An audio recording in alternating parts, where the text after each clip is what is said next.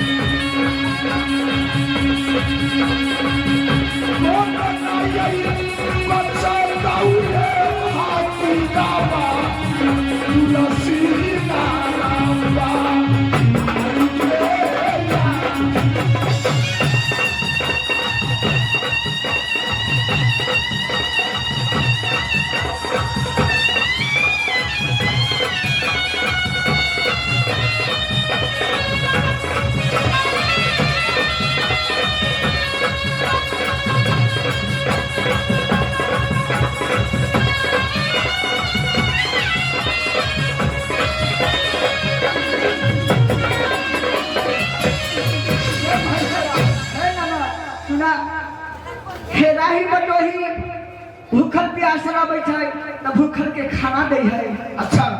प्यासल के पानी दे है पानी मांगे से पानी पिया दे तल्ले घर के पिया दे हमरा सुने में तोरे समझ एकरा हाथ के न लेबे के तो पोखरा में होके तू अपना हाथ से तू अपना हाथ से ये सुनता क्या हो भौजी हे नाना क्या हो कहे था के है सुना केकरो के भाई होता है बापे है हर के हो लियारा बाके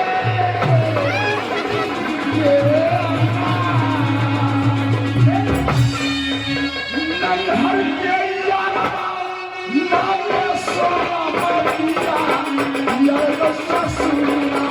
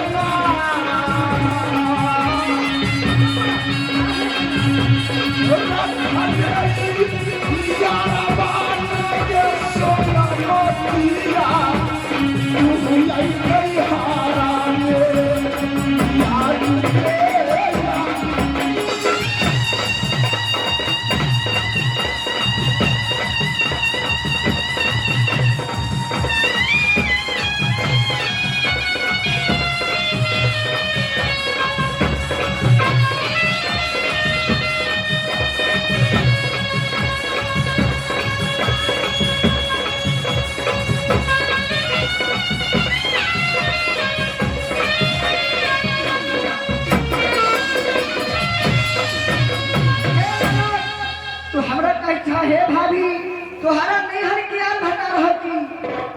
हे रखवाली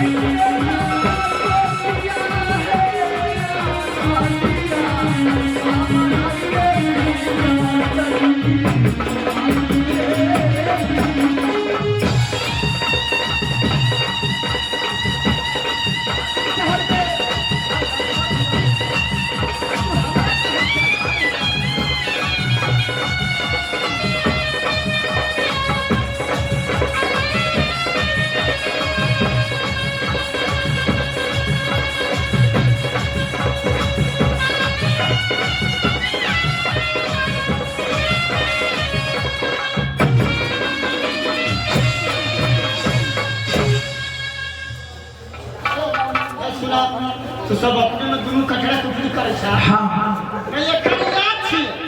आ न तोहर भतार छी हमरा पानी एक लोटा दे। अच्छा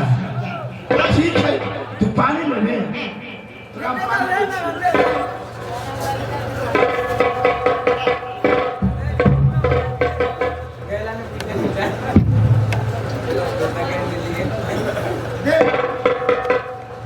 पहले तू पानी पी ले तब मालिक ला लीजिए